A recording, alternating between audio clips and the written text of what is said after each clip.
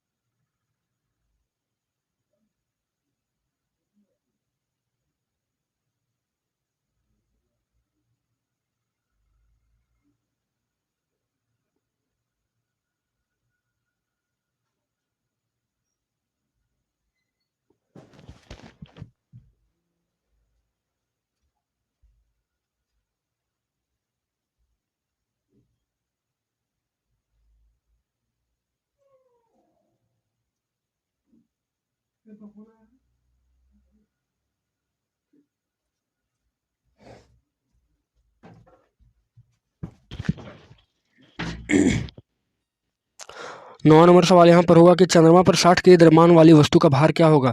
तो चंद्रमा पर 60 kg द्रव्यमान वाली भार का हो जाएगा आपका 98 मीटर, क्योंकि यहाँ पे आप पहले निकालेंगे 60 गुना 1/6, पहले उसका 1/6 निकाल लेंगे, उसके बाद उसका न्यूटन में बदलना है।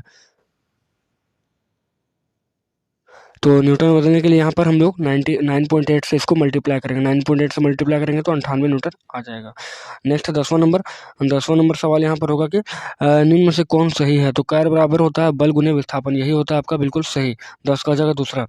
11 नंबर सवाल होगा कि 11 नंबर सवाल शक्ति का मात्रक क्या होता है। तो शक्ति का मात्रक होता है वाट, ठीक है। शक्ति का मात्रक वाट होगा। 12वां नंबर है ध्वनि का वेग किसमें सबसे अधिक होता है। ध्वनि का वेग जो होता है वो ठोस में सबसे अधिक होता है, ठीक है। यानी साउंड साउंड वेलोसिटी आपका पूछा जा रहा है, तो साउंड हो जाएगा आपका ठोस में सबसे ज़्यादा अधिक होगा। नेक्स्ट है 13 नंबर सवाल के किसी तरंग के वेग भी तरंगदैर्घ्य लेमडा और आवृत्ति न्यू में क्या समान होता है। तो भी बराबर होता है न्यू गुना लेमडा, ठीक है। न्यू गुना लेमडा यानी 13 का हो जाएगा 2। आगे 14वां नंबर सवाल के इनमें कौन सा पदार्थ है। तो ठंडा पेय जो है वही एक पदार्थ होता है 14। 15वां नंबर सवाल यहाँ पर होगा कि 15वां नंबर सवाल है 100 डिग्री तापक्रम पर बराबर कौन होता है। तो 100 डिग्री सेल्सियस के तापक्रम का बराबर होता है 373 केल्विन, ठीक है। यहाँ पे 273 जोड़ा जाता है, तो इसमें हो जाएगा 373 केल्विन। 16 नंबर सवाल होगा 16 नंबर सवाल है कि जल का क्वथनांक कितना है। तो जल का क्वथनांक जो होता है, क्वथनांक होता है 373 केल्विन। जल का क्वथनांक 373 केल्विन। 17वां नंबर सवाल है, निम्न में कौन कोलाइड है। तो कोलाइड आपका धुआं हो जाएगा, ठीक है। कोलाइड कौन होगा, धुआं हो जाएगा। आगे है कि निलंबन में परिक्षेपित कणों का आकार होता है। निलंबन में परिक्षेपित कणों का आकार जो होता है वो 100 नैनोमीटर से बड़ा हो जाता है, 100 नैनोमीटर से बड़ा होता है, ठीक है। नेक्स्ट हो जाएगा आपका 19 नंबर। यहाँ पर निम्न में कौन तत्व नहीं है। तो निम्न में कौन सा तत्व नहीं है, तो हो जाएगा आपका पानी, ठीक है। क्योंकि पानी एक यौगिक है, क्योंकि हाइड्रोजन प्लस ऑक्सीजन से बाकी सारा क्या है, तो यहाँ पे बाकी सारा तत्व है। 19। 20वां नंबर सवाल है वो साधारण नमक का रासायनिक सूत्र। साधारण नमक का हो जाएगा NaCl सोडियम क्लोराइड। 20 का हो जाएगा 1। 21वां नंबर सवाल है H2O का साधारण नाम क्या है। तो H2O का साधारण नाम क्या होता है, जल होता है, हाइड्रोजन प्लस ऑक्सीजन। नेक्स्ट है यहाँ पर कितना, कौन सा, 22वां नंबर सवाल। तो 22वां नंबर बोला है कि 4 मोल CO2 बराबर किसका है। तो 17.6 ग्राम का है, ठीक है। इसमें मोल निकालना पड़ेगा आपको।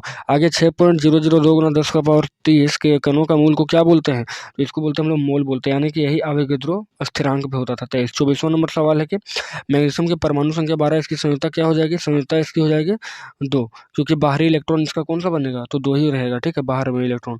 नेक्स्ट आपका यहाँ पे 25वां, ऑक्सीजन का सही इलेक्ट्रॉनिक बना। ऑक्सीजन का परमाणु संख्या होता है 8, तो आपका हो जाएगा यहाँ पे 2 और 6। नेक्स्ट हो जाएगा 25। 26वां नंबर है कि यदि किसी तत्व का परमाणु क्रमांक A तथा परमाणु द्रव्यमान Z, तो उसके परमाणु में उपस्थित न्यूट्रॉन की संख्या कितनी हो जाएगी।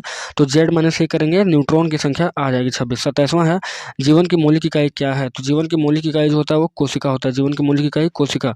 नेक्स्ट है 28वां हो जाएगा आपका यहाँ पे कोशिका का पावर हाउस किसे कहते हैं। तो कोशिका का पावर हाउस जो है वो माइटोकॉन्ड्रिया, ठीक है। कौन है, माइटोकॉन्ड्रिया। नेक्स्ट हो जाएगा 29वां।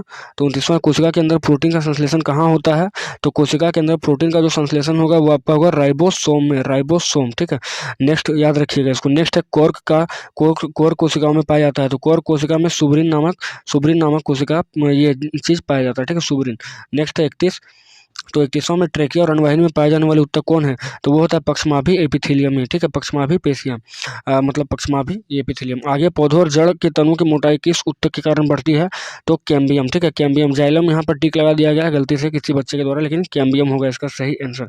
नेक्स्ट है 33वां, मेढक के हृदय में कितने कक्ष होते हैं। मेढक के हृदय में कितने कक्ष होते हैं, तो वो होते हैं आपके 3, ठीक है। मेढक के कक्ष में 3 हृदय हो जाएंगे। आगे यहाँ पर बात करें तो बुकलंग पाया जाता है। बुकलंग जो पाया जाता है वो बिच्छू में पाया जाता है। किसमें है, बिच्छू में।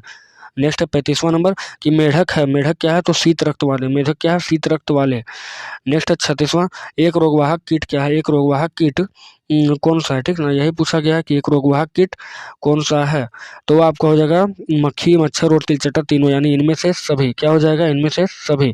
37वां नंबर सवाल यहाँ पर पूछा गया है, एक दीर्घकालिक रोग कौन है। तो एक दीर्घकालिक रोग दिया गया ऑप्शन के हिसाब से एक्जिमा हो जाएगा, ठीक है, एक्जिमा। नेक्स्ट है 38 में कि किस पोषक तत्व की कमी से एनीमिया बीमारी होती है। तो वो होता है आयरन यानी लोहा, ठीक है, आयरन यानी लोहा। नेक्स्ट सवाल अगर बात करें हम लोग 38 नंबर तो बना लिए थे, है ना, 38 नंबर हो गया था। आगे अगर बात करें 39 का, तो 39वां नंबर सवाल कह रहा है यहाँ पे कि दाल से हमें क्या प्राप्त होता है। तो दाल से जो हमें प्राप्त होता है ना वो होता है प्रोटीन। दाल से हमें प्रोटीन प्राप्त होता है। तो अंतिम सवाल 40वां का, भारत की किस क्रांति के कारण भोजन उत्पादन में वृद्धि हुई। तो वो था आपका ग्रीन रिवोल्यूशन, हरित क्रांति। तो आप देख सकते हैं कि यहाँ पर हम लोग 1 से लेकर 40 तक पूरा सवाल का आंसर की देख लिए हैं। अगर आपने नहीं मिलाया अभी तक तो जल्दी से चैनल पर जाइए और मिला लीजिए इसको, ठीक है, कि कितना आपका सही आ रहा है कमेंट में जरूर जवाब दीजिएगा। तो आप सभी अभी पूरा खुश होंगे दोस्तों, और जल्दी से आप बेल आइकन को प्रेस भी कर लीजिए, क्योंकि मात्र 2 से 3 दिन के अंदर यहाँ पर 10th क्लास का वीडियो अपलोड होना शुरू हो जाएगा। और अगर जो सीरियस स्टूडेंट हैं, अच्छे से तैयारी करना चाहते हैं, तो वो 10th क्लास के लिए अच्छे से तैयारी कर सकते हैं। तो चलिए बाय बाय, लव यू, मिलते हैं नेक्स्ट वीडियो में। तो जय हिंद, जय भारत।